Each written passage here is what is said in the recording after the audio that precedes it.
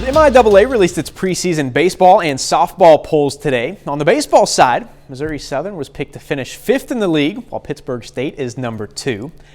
Now, the Gorillas, coming off a great season, they were 30-16 overall last year, including 21-12 in the MIAA, finishing 2nd in the postseason conference tournament.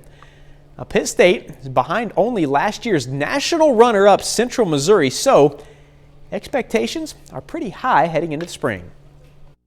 It's a good honor, but it doesn't mean anything. You know, anything you get when the season starts, you have to earn, and that's what we're going to try to do, is earn everything the right way, play the right way, and see what happens in the long run. We're all excited. I think, you know, we're here to do one job, and that's to win a conference title here and maybe host a regional and try to do some things that haven't been done here for a while. We think we have the talent, and I think everyone's motivated from last year. You know, we kind of struggled towards the end of the season.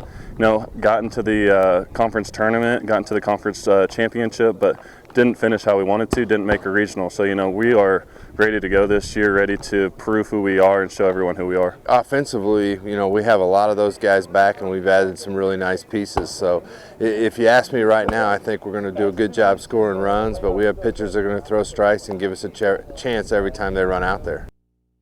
As for the softball poll, Missouri Southern, the highest-ranked local team in the preseason, at number 4. They were 30-15-1 last season. Pittsburg State's number 10, entering their first season under head coach Jenny Fuller. Well, the Frontenac boys have been one of the best basketball teams in the area to begin the season. The Raiders are 9-2 overall and have climbed the 3A state rankings up to number 4 this week. A big one at home for Frontenac tonight, facing the Columbus Titans. Titans 7-3. Won the Southeast Lancer Classic last week. Cole Minor straight to the rim. Titans have the first points of the night, but Mario Mangini, one of his 2 threes in the first quarter. Raiders up 6. Second quarter now, pretty good defense here. Doesn't really matter for Colin McCartney. Still hits it, 16 for McCartney. Frontenac up 12 at half, but the second half, all Columbus, man. Colt Ungehauer, corner 3. He scores 21. Titans outscore Frontenac 48-24 in the second half. Pay attention to Columbus, man. Titans knock off the Raiders 78-66. In the girls' game, Raiders trying to get rolling after losing 3 straight close games. Hattie Pyle straight to work, rebound, and the putback. Raiders open on a 6-0 run. Pyle finishes with 7. The other end, Titans get on the board. Grace Major 3, but Frontenac up 6 after the first. In the second, they would extend that lead. Sydney Frankenberry connects from deep. Raiders get the lead to 8 at halftime. The game tightened up in the third, but in the fourth, Frankenberry finishes on the drive. Team high 12 points tonight for Sydney Frankenberry. Then Riley Green, 3 from the far side. She adds 7. Frontenac finishes it off tonight, 45-31. It was much needed. Like I said, we were still a little tight. We were still a little nervous, and I think that's just from the games in the past. And so just to climb that hill, to battle through it, and to finish it at the end, I think was important. We scratched, we clawed, and really battled for that win. In a game we didn't shoot the ball very well. Staying in the CNC, the Colgan girls are still undefeated coming into the night. The Panthers are 10-0 to start the season and are currently ranked number 3 in the state in Class 2A. Now, Colgan tries to stay perfect in a big CNC rivalry game with Girard tonight. In the first, Lauren Yagmore to Lily Brown for 2. Then Yagmore goes herself. She gets 10 points tonight. On the assist again, the senior guard finds Lauren Torrance. Torrance adds 12. Colgan goes up 22-0 after the first quarter. Later, Brown, nice move to the bucket here. She gets 13 in the second half, finishes with a team high 20. Colgan still undefeated. They beat Girard 61-27. We've played our best basketball when we have come out on fire, and we knew it would be huge tonight. We're pretty good once we, get the momentum going. We're pretty hard to stop, so I was really pleased. Like every game, they take it like it's, the state championship. It's business for them. If we peaked, I'd be worried, but we haven't yet. To the boys now, Girard looking to push their winning streak to 5 games and knock off the Panthers. A good start for the Trojans. Bram Bourne fakes and gets to the bucket for 2. Now here he is again. This time, no good, no problem. Luke Nigaman there for the finish.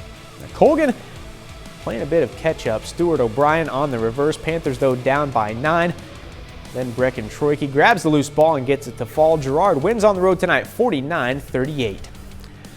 Well, the Parsons girls are on a roll right now. The Vikings won the Southeast Lancer Classic last weekend. They won 7 in a row, and they're now 9-3 overall this season. Now tonight, Parsons on the road for a big one, facing the Fort Scott Tigers, who are also 9-3. Tigers get the offensive rebound. Kick goes out to Allie Brown.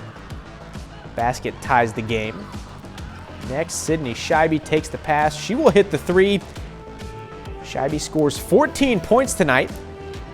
Vikings extend their lead to the third now. Tigers come out strong. Abby Altick in the corner. She knocks down the three. Altick scores 17. At this point, it's 45-35 Fort Scott. Then Harmony Shaw drives for the layup. Shaw also gets 17. Fort Scott, great win over Parsons tonight, 61-44.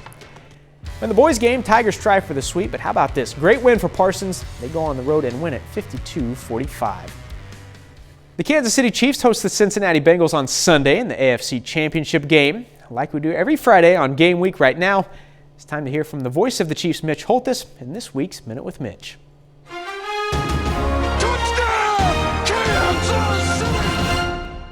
It is so easy to take things for granted. This week, the Kansas City Chiefs will host their 4th consecutive AFC Championship game, an all-time pro football record.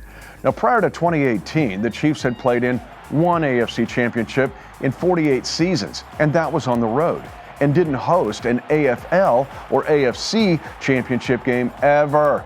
This season has been crazy, ups and downs, twists and turns, a 3-4 start, a 6% chance to win the AFC West on Halloween, a team seemingly headed nowhere. But this Chiefs team has found a way to win 11 of its last 12 games, and they're back here again. And that means a chance to win the Lamar Hunt Trophy for a 3rd straight year. And I'm trying not to take it for granted on this Minute with Mitch. The Minute with Mitch is brought to you by Como Jewelry. Every day's game day, Como Jewelry, Pittsburgh, Joplin.